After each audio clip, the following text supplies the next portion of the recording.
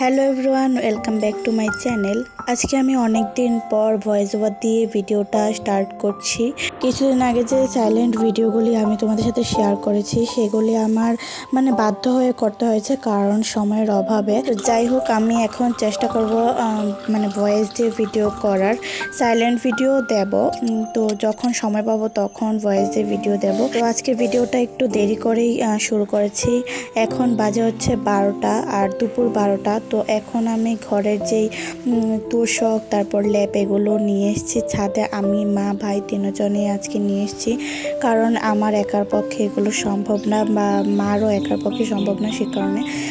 তো যাই হোক, এখন এগুলোকে রোদ দিচ্ছি।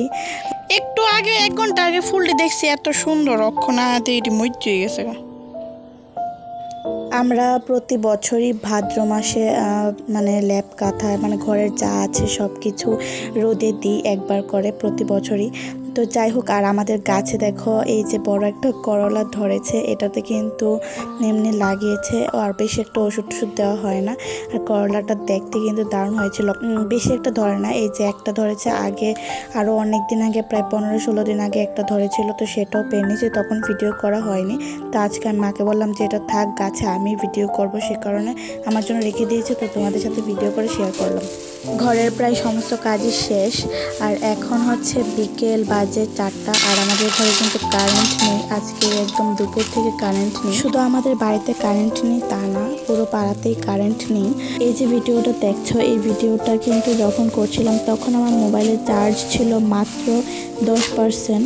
তো এই 10% চার্জ নিয়ে আমি ভিডিওটা করছি। তো আমার মোবাইলের চার্জ কেন জানি না তাড়াতাড়ি শেষ হয়ে যায়। মোবাইলটা যে কিনেছি এটা কিন্তু বেশি দিন হয়নি, কয়েক বছর আগে মাত্র কিনেছি। তো এখনই কিন্তু এত প্রবলেম শুরু হয়ে গেছে। আর কিছু বছর জানি আমি কিভাবে চালাবো আমি বুঝতে পারছি না। যদি আমার মোবাইলটা নষ্ট হয়ে যায় তাহলে মনে করবে যে আমাকে আর তোমরা দেখতে পাবে না কখনোই সোশ্যাল মিডিয়াতে, কারণ আমাকে মোবাইল কেউই কিনে দেবে না, আমার বাবা তো আরও আগে না, কারণ এটাই ফার্স্ট, আমার এটাই লাস্ট। জানো তো, যখন থেকে আমি ইউটিউবে ভিডিও করা স্টার্ট করেছি তখন থেকে কিন্তু আমার মোবাইলের এরকম একটা প্রবলেম শুরু হয়ে গেছে।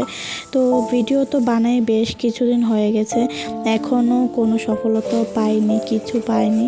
তো যাই হোক, সফলতার তো চিন্তা আমি এত একটা বেশি করি না, কারণ আমি তো আমার ভিডিও বানাতে ভালো লাগে, সে কারণে আমাকে সবাই চিনুক জানুক এরকমই একটা চাই, সবাই যেন আমাকে ভালোভাবে যেন চিনতে পায়।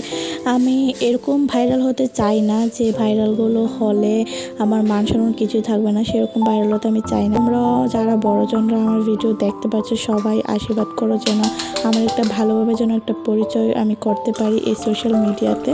তো বন্ধুরা, তোমাদের সাথে অনেক মনের কথা বলে ফেললাম। তো আমার যদি কোনো জায়গায় ভুল আমি বলে থাকি তাহলে কিন্তু অবশ্যই তোমরা কমেন্ট করে ভুলটা ধরিয়ে দিও। আর যদি আমি ঠিক বলে থাকি তাহলেও তোমরা কিন্তু কমেন্ট করে জানিও যে আমি ঠিক বলেছি কিনা ভুল বলেছি। তো যাই হোক, এখন বাজে হচ্ছে সন্ধ্যা 6টা, 5:30, 6টা এরকমই বাজে। তো এখন বানিয়েছে হচ্ছে চা।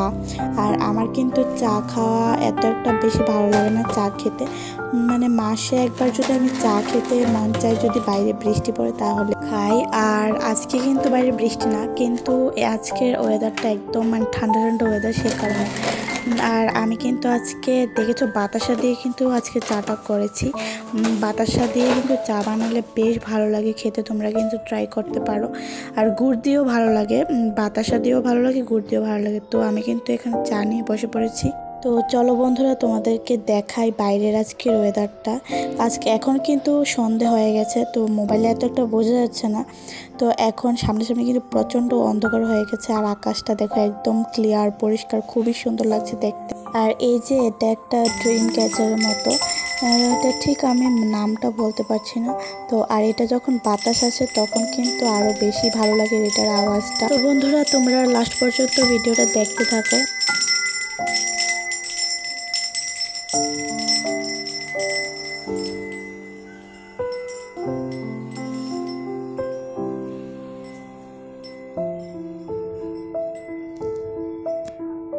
তো এখন বসে গেছে যে চা খেতে, চা আবার খাই না কি কেউ, চা তো পান করি।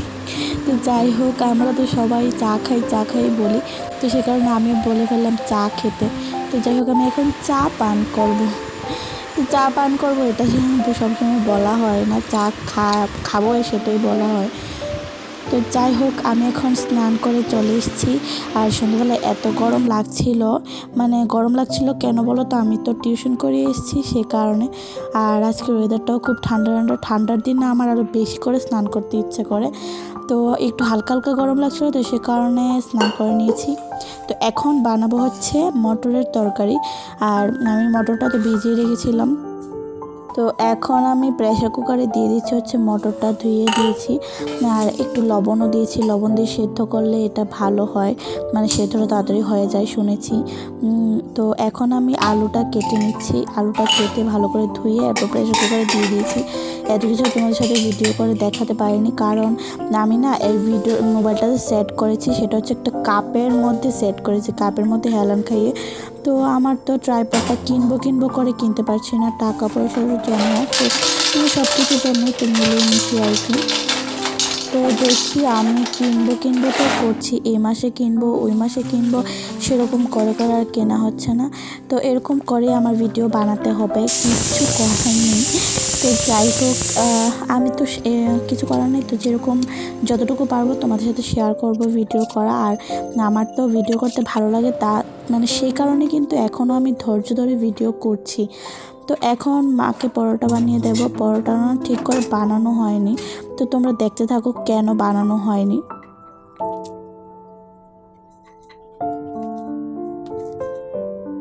পরোটাটা বানাতে পারছিলাম না, কারণ হচ্ছে তেল দেওয়ার কারণে এটা বারবার পিছলে যাচ্ছিলো, তো সে কারণে আমি রুটি বানিয়ে ফেলেছি এগুলো। তো এখন এই যে মটর তরকারি বানিয়ে ফেলেছি, রুটিও বানিয়ে রেখে দিয়েছি। আর এখন আমি এগুলোকে নিয়ে নিয়েছি, রুটি আর তরকারি, আর সাথে কিছু